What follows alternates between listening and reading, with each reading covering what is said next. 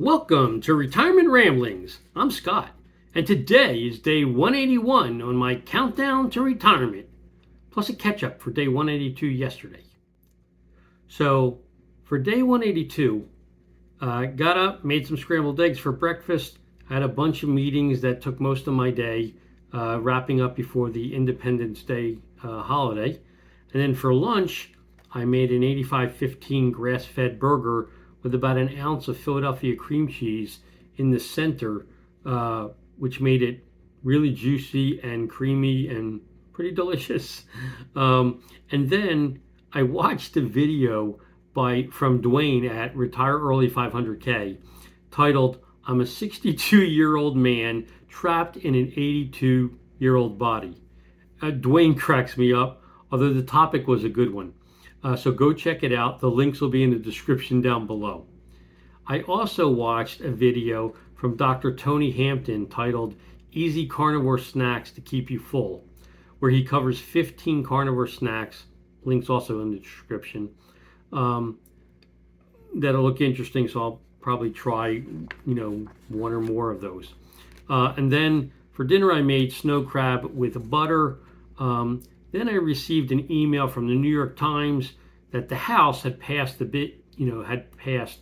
big beautiful bill, and that President Trump was scheduled to sign it on Independence Day. So once it gets signed, then I can update my tax assumptions in my retirement plan. And then to end my day on Amazon Prime, I ended up watching Homefront with Jason Statham. I had seen it before, but I just wanted to kind of veg out, so that's what I ended up doing. It's a good movie. I like it. Then today, day 181, which is July 4th, so happy 249th Independence Day. Hope you enjoyed your day, and given that it's late now, I hope you got a chance to see the fireworks and cap off a really good day wherever you are. So this morning I made a pound of thick cut bacon in the oven. It took about 24 minutes to get to the level of crispness that I like. And so while it was cooking, I watched another video by Dr. Tony Hampton titled 7 Days Only Yolks, where he covered the benefit of eating yolks versus egg whites. Again, link in the description. So after the bacon finished, I was like, okay, let me give that a try. So I separated 6 pasture-raised eggs separated the yolks from the whites. I put the whites into a mason jar to save. And then I cooked 6 of the yolks only. Unfortunately for me, 2 of them broke when I tried to put it in the pan. But they ended up being creamy and, pretty good. So I'm satisfied with that.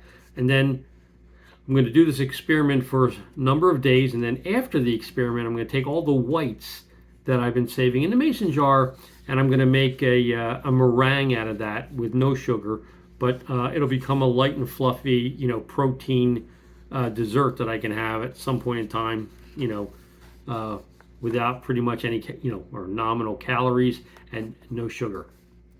So then I took out a variety of proteins to be able to eat over the next couple of days.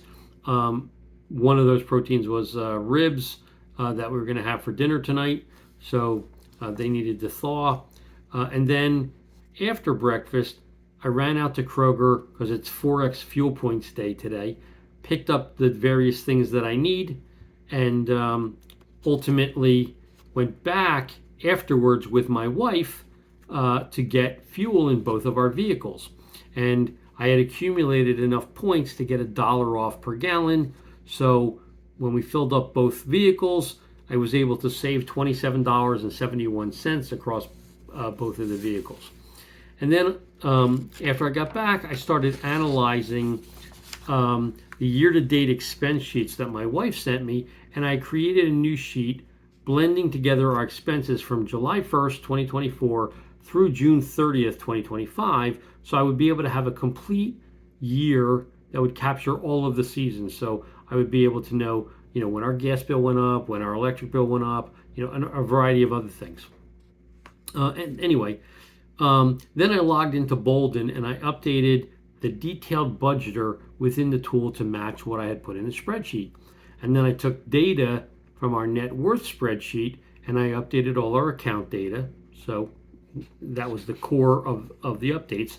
But then I logged into each of our brokerage accounts and also 401k and looked at what was the actual annualized return that I got from the day I opened the account until June 30th for each account and account type. So whether it was Roth or traditional IRA, or if it was just a regular IRA, whatever.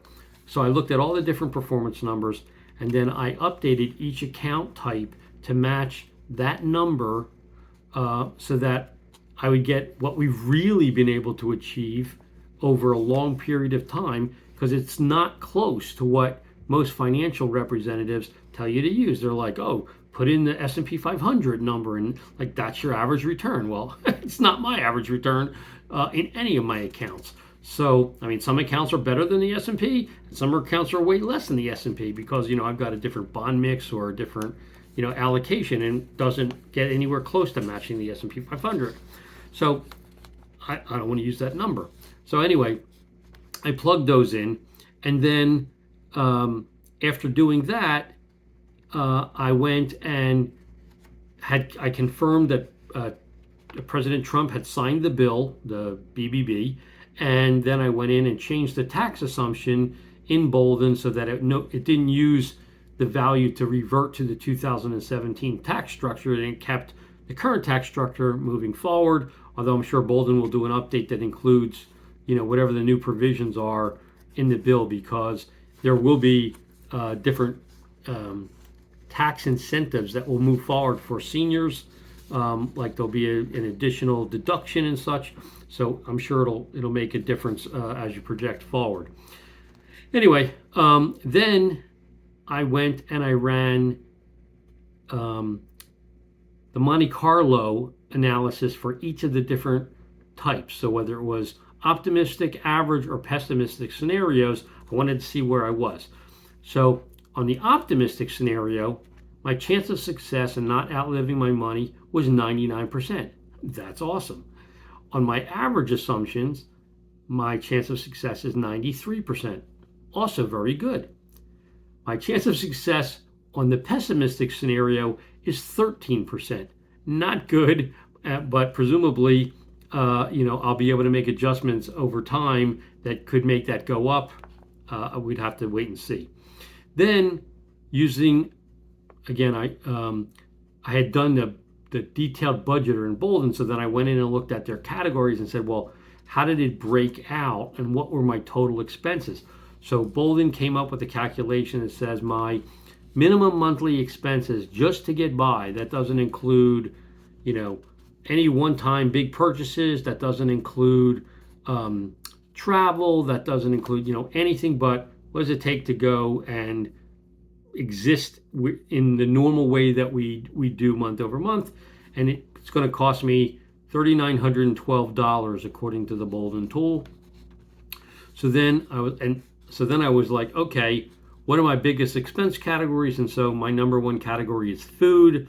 That's followed very closely within a few dollars by insurance, and then about half of that amount falls to the third and fourth place things, which are utilities and home-related costs.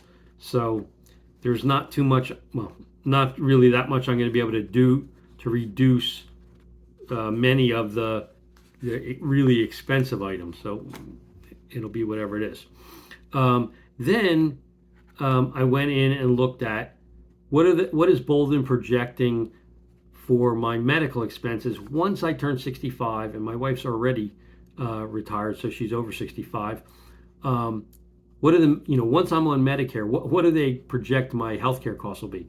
So Bolden projects that over my lifetime, between 65 and when I'm going to die, which my current longevity plan is 91 for me and 96 for my wife. I don't really think I'm going to live that long, but I wanted to make sure we don't run out of money. So that it'll cost us $477,000 for medical expenses.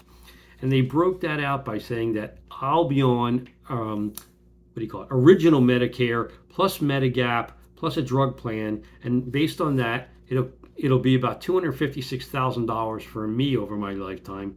And my wife is on Medicare Advantage, and for her, they're projecting $221,000, in medical costs. So anyway, tomorrow I plan to do some tax and Roth conversion analysis as well as Social Security modeling to see if I can optimize the plan. But following that, I'm planning on scheduling a review with a Bolden coach to make sure everything in the plan is as I expect and, give me the level of confidence that I need, kind of moving forward. So at the end of the year when I retire, I know what's set, and then I can, between now and then, make any tweaks I need to make, talk to my 401k representative, get ready for things to be transferred from a 401k directly into my self-directed IRA, things like that. So that was my Bolden update. And then I ended up making, like I said, ribs for dinner. And then I followed that up. I mean, the ribs were okay. I used a no sugar low carb rub to put on the ribs for flavoring. I cooked them in the oven, and then I finished them on the grill. They came out fine, but I really wanted to kind of cleanse my palate, so I ended up having a tuna salad that I made after the ribs, and then I followed that up with a couple of tablespoons of Philadelphia cream cheese as my quote-unquote dessert. So, sticking to carnivore. And then after dinner, I watched a video by Diamond Nest Egg. So Jennifer Lamar is, I think she said she was in Taiwan currently, but she did an update that was titled Tax Cut with Numbers and Your Treasuries, Trump's Big Beautiful Bill Explained 2025. And again, links in the description, where she highlighted the performance of bond yields since the start of 2025. And when you look at the numbers, you can see that the 6-week, the 8-week, the 13-week, 17-week, and 26-week T-bills, plus the 20-year and 30-year T-bills, are all up compared to what they were on January 2nd of 2025. So, for people like me who have been staying in that sub 6 month window as I've been laddering, I've been able to capture a higher percentage of yield throughout the year versus what it would have been at the start of the year. And then the only numbers that went down were on the belly of the curve, and the biggest drop was on the 3-year and the 5-year notes. So I don't really have a good explanation as to why the rates in the belly of the curve dropped, but that's what happened. And then, like I said, the links will be in the description. Anyway, it's now, it's 11:50, almost 11:15, and fireworks have been going off all around me. So again, I hope that you had a great Independence Day. Mine was fruitful from my perspective, and again, appreciate all the freedoms that this country offers us, and I'll just leave it at that. But anyway, if you have any questions or any comments, please leave them in the comment section down below. Or you can drop me an email at myretirementramblings@gmail.com. Otherwise, I hope you have a great rest of your evening, and until tomorrow, take care.